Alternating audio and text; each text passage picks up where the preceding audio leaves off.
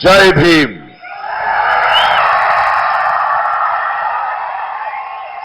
எப்படி இருக்கீங்க செல்லம்? எல்லோருக்கும் வணக்கம். ஐ லவ் யூ டு செல்லம்.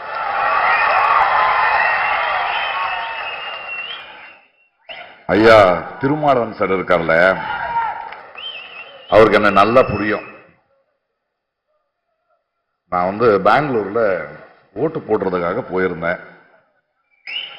இந்த அரசியல், இந்த எலெக்ஷன் பல இடங்களில் பேசிக்கிட்டு இருந்தேன். போன் அடிச்சாரு. எங்க இருக்கீங்க? பெங்களூர்ல. நான் பார்க்கணும்னு சொன்னாரு. நீங்க ஏன் வரீங்க? நான் வரேன், நான் பார்க்கறேன். இல்ல இல்ல பார்த்துதான் ஆகணும்னாரு. சந்திச்சோம். ஒரு மார்னிங் பிரேக்ஃபாஸ்ட். அது இது இது எதை பேசுறாரு. கடைசியில ஒரு வார்த்தைக்கு வருவாரு, நீங்க எந்த கட்சி மேடையும் உங்களை பார்க்க முடியாது. ஆமா சார், எனக்கு கட்சி மேடையெல்லாம் நிக்க முடியாது. நான் எந்த கட்சிக்கும் சார்ந்தவன் இல்ல, எனக்கு பிடிக்காது அது. ஐயா அவருக்கு கேட்ட மாதிரி, ஆனா உங்களோட ஒரு சின்ன அனுமதி எங்க கொடுக்கணும். என்ன அது? இல்ல, ஒரு விருது கொடுக்குறோம், அது எங்க கட்சி மூலமா கொடுக்கணும் அப்படின்னாரு. நான் அவருக்கு சொன்னேன், நான் போராடுற கொள்கைக்காக போராடுற நீங்களோ உங்க கட்சியோ என்னுடைய தோழர்கள், நான் வர்றேன். இன்னைக்கு இங்க முன்னாடி இருக்கேன். இங்க விருது வாங்கிய பல பேர், இல்லையா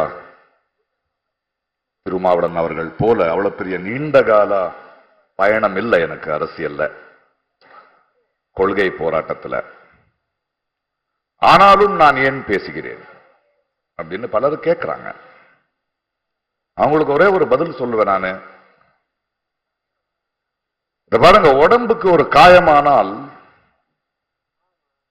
நாங்க சும்மா இருந்தாலும் அந்த வலி குறைஞ்சிரும், காணாம போயிடும். ஆனா ஒரு சமுதாயத்துக்கு, ஒரு நாட்டுக்கு காயமானால் நாம் பேசாம இருந்தா அதிகமாகும். நான் ஒரு கலைஞன் தான், ஆனா என்னோட திறமையால நான் கலைஞன் ஆகவில்லை. என்னை விட திறமைசாலிகள் அதிகமா இருக்காங்க. அன்னைக்கு இன்னைக்கு ஒரு மேடையில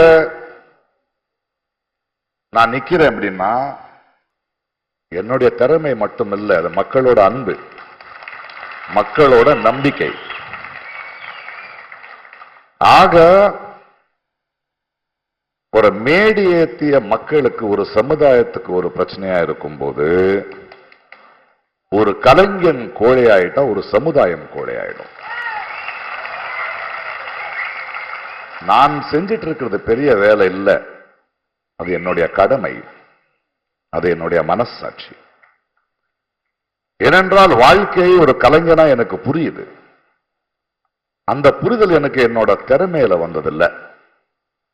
லங்கேஷ் போன்ற, மார்க்ஸ் போன்ற, அம்பேத்கர் போன்ற, காந்தி போன்ற, பாரதி போன்ற, இப்படி பலர்களோட சிந்தனையை படித்து அதை உள்வாங்கி, அதனாலதான் வந்தது எனக்கு இந்த புரிதல். அந்த புரிதல் இருக்கும்போது கண்ணுக்கு தெரியுது இல்ல என்ன நடக்குதுன்னு. 10 வருஷத்துக்குல இருந்து தான் பேசிக்கிட்டு இருக்கேன். 9 வருஷத்துல இருந்தா இந்த மன்னரை நான் எதிர்த்துட்டு இருக்கேன். இப்ப எல்லாம் மன்னர்ன்னு சொல்ல முடியாதுப்பா, மன்னிக்கணும். அவர்தான் தெய்வ குழந்தை ஆயிட்டாரு. அவரை இனிமே நம்ம தேர்ந்தெடுக்க முடியாது. அவர்தான் நாட்டுக்கு, அவரால் ஏதாவது துன்பம் ஏற்பட்டால் அவரை திட்ட முடியாது. மனுஷனாயா நீ என்ன முடியாது. ஏனென்றால் தெய்வம் சோதிக்குதுன்னு தான் நம்ம சொல்லணும். சரி, அவன் எப்படியும் போவான், அதுக்கப்புறம் பேசிக்கலாம். கௌரி லங்கேஷ் இங்க பேசிட்டு இருக்கிற மாதிரி, அவருடைய அப்பா லங்கேஷ் ஒருத்தர் இருந்தார். அவர் தான் என்னுடைய ஆசான். அவர் ஒரு பத்திரிகையை நடத்திட்டு இருந்தார். ஒரு மாபெரும் சிந்தனையாளர், எழுத்தாளர். அவர் தான் எங்களை சிதைக்கினார். அவருடைய கோபம் தான் இன்னும் எங்களுக்கு இருக்கு. அதாவது அந்த காலத்திலேயே ஒரு பத்திரிகை ஆரம்பிக்கும் போது, அதை நடத்தும் போது விளம்பரம் வாங்காம பத்திரிகை நடத்துவார். பத்திரிகையை வாங்குற மக்களுக்கு அவர் எழுதுவார், இந்த பாரு இந்த கோல்கேட்டு சோப்பு விற்கிறவங்க கிட்ட எல்லாம் போய் நான் கெஞ்சிட்டு இருக்க முடியாது, ஒரு 2 காசு அதிகம் போட்டு வாங்குங்கப்பா. அந்த பத்திரிகை நடத்தும் போது அதுல பல மேடைகளை உருவாக்கினார். நிறைய இளைஞர்கள், கவிஞர்கள், கதாசிரியர்கள், இலக்கிய சிந்தனை இருக்கிறவர்கள், கொள்கைகளை பத்தி பேசுறவர்கள், இவர்கள் எல்லாருக்கும் ஒரு இடம் கொடுத்துட்டு இருந்தாரு. ஒரு ஆட்சியே அவர் பேசுறாருன்னா பயப்படும். அப்பேற்பட்ட ஒரு ஆசானை நான் ரொம்ப கிட்டத்தில் இருந்து பார்த்திருக்கேன். அவர் நிரந்தரமா ஒரு விஷயம் சொல்லுவார் எங்களுக்கு. ஒரு பத்திரிகையும் ஒரு சாதாரண குடிமகனும் ஒரு கலைஞனும் நிரந்தரமான எதிர்கட்சியா இருக்கணும். நிரந்தரமான எதிர்கட்சியா இருக்கிறது தான் அரசியல் எனக்கு சொல்லிக் கொடுத்தவர் அவர்தான் எனக்கு. உன்னுடைய நண்பனே ஆளும் கட்சியானால் அதிகாரத்துக்கு வந்தால் நீ அவனுக்கு எதிர்கட்சியா இருக்கணும். அப்பேற்பட்ட ஒரு ஆசான், அவருடைய மகள் கௌரி 35-40 ஆண்டு காலம் ஒரு தொடர்பு. அப்படி வளர்ந்தவங்க நம்ம. அவர் ஒவ்வொரு டைனிங் டேபிள்லயோ இல்ல அவருடைய எடிட்டோரியல் டேபிள்லயோ ஈவினிங் ஆனா நம்ம அங்க போய் உட்கார்ந்தா எங்களுக்கு கிடைச்ச, நாங்கள் பார்த்த தொடுவானங்கள், எங்களுக்கு கிடைச்ச அனுபவங்கள் ரொம்ப அதிகம். அப்பேற்பட்ட கௌரியை சுட்டு கொல்லும் போது, அதற்கு முன்னாடி தபோல்கர் இருக்கட்டும், பன்சாரே இருக்கட்டும், கல்புரி இருக்கட்டும், நான் கர்நாடகத்துல தான் பேசிக்கிட்டு இருந்தோம். பேசலன்னு இல்லை, அப்பவும் பேசிக்கிட்டு தான் இருந்தேன்.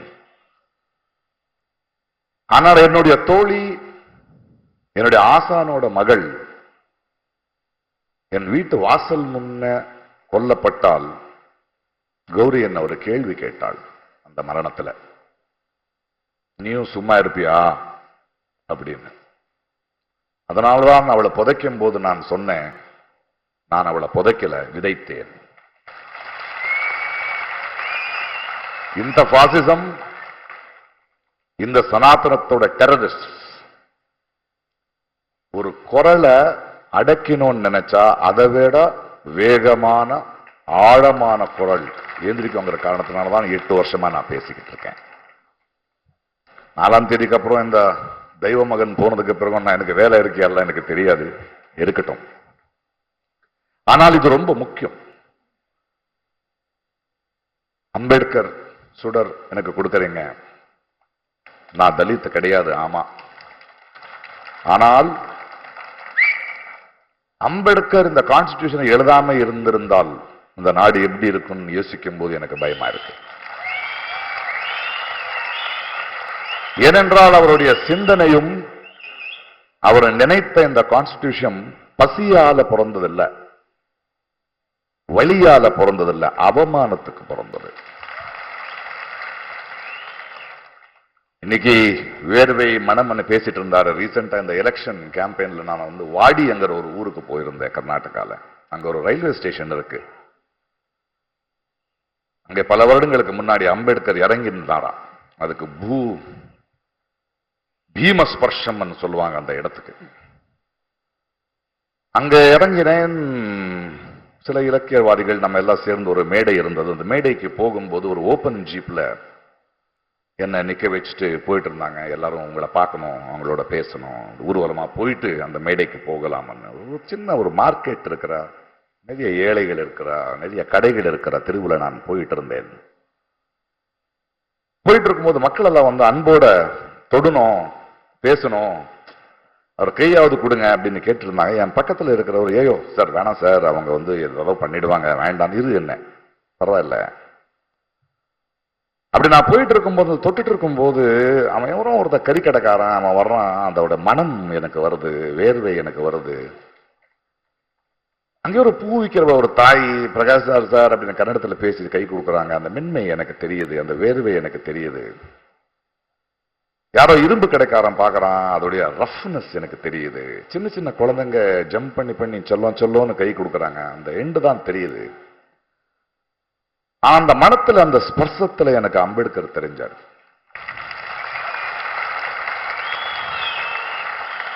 இத பாருங்க, அப்படி பார்க்கும்போது இந்த தெய்வ மகன் மன்னரை நினைச்சேன் நானு.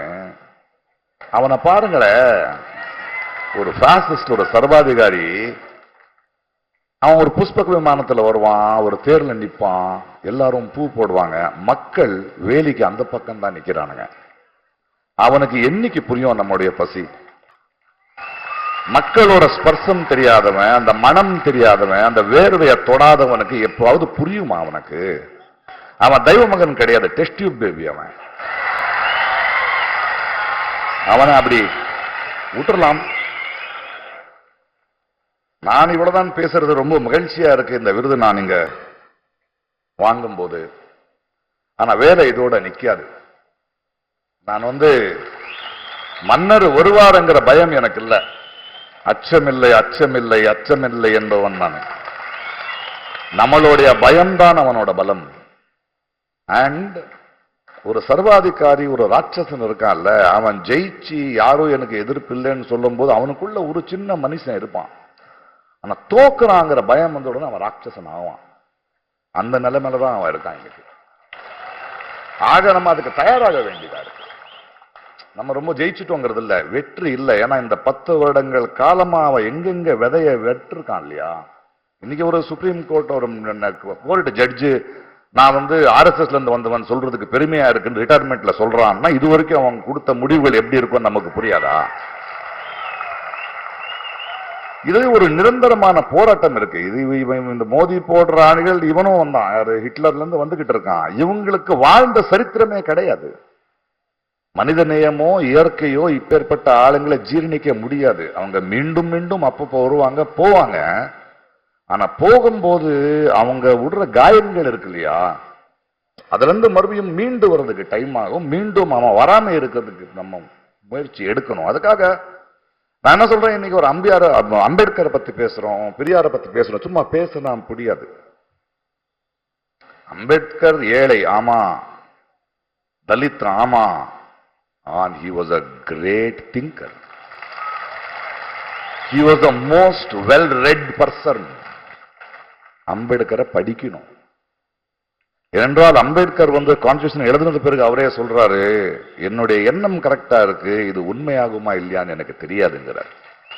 அதற்கு காரணம் அடுத்த வர தலைமுறை ஒரு மார்க்ஸையோ ஒரு அம்பேத்கரையோ ஒரு காந்தியோ படிக்கிறாங்களா இல்லையான்னு தெரியாதுங்கிறது நேரடியா சொல்றாங்க. அது படிக்காதவங்க தான் உட்கார்ந்துகிட்டு இருக்கோம்.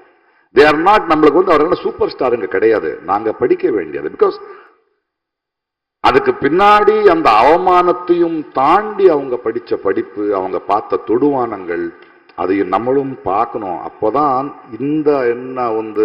இந்த சனாதனம் இருக்கோ, இந்த பாசிசம் இருக்கோ, அது வேரோட நம்ம எடுக்க முடியும். இவங்களுக்கு என்ன சொல்லணும்னு அதை பாருங்க. ஒரு தனி மனிதனுக்கு கட்டறிவுல கட்டாயிடுச்சுன்னா அது அவன தனிப்பட்ட மனிதனோட வழி.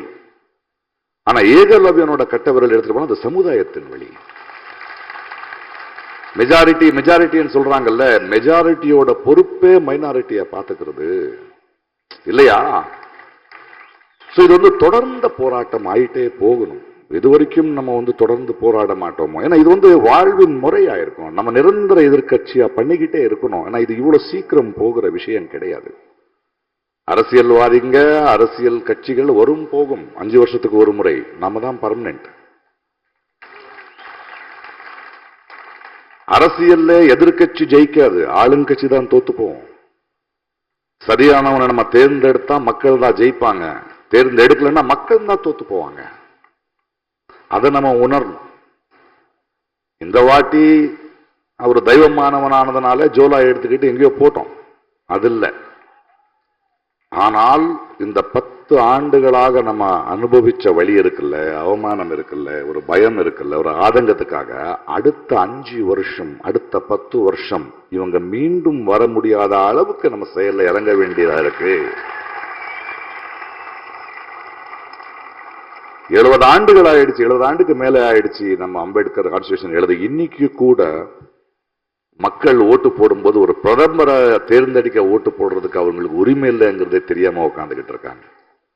ஒரு முதலமைச்சரை தேர்ந்தெடுக்கிற உரிமை இல்லை. நம்மளுடைய ஒரு பிரதிநிதி, எங்களுடைய குரலை பேசுறவன் பார்லிமெண்ட்டுக்கு போகணும். 530 பேர் தான் இருக்காங்க.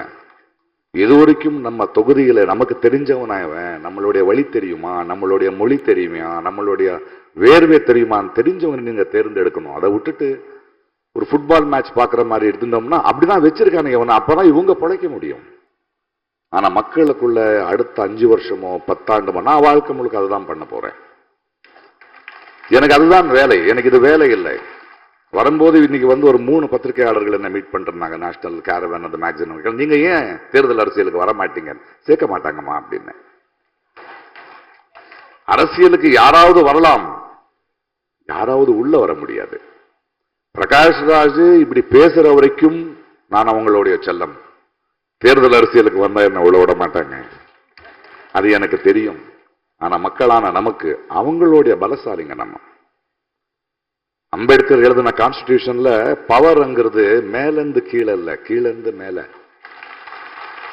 அந்த சக்தியை நம்ம உணர வேண்டியதா இருக்கு. இது நம் வாழ்வின் முறையா இருக்க வேண்டிய, அடுத்த தலைமுறைக்கு நம்ம கொடுக்க வேண்டியது இதுதான். அந்த ஒரு பயணத்துல நான் நிரந்தரமான எதிர்க்கட்சியா இருப்பேன். நான் உங்களோட இருப்பேன், மக்கள் குரலா இருப்பேன். இன்னைக்கு கொடுத்த இந்த விருந்துக்கு நான் தலை வணங்குகிறேன். இதை நான் கௌரி சார்பாக வாங்கிக்கிறேன். நன்றி, வணக்கம்.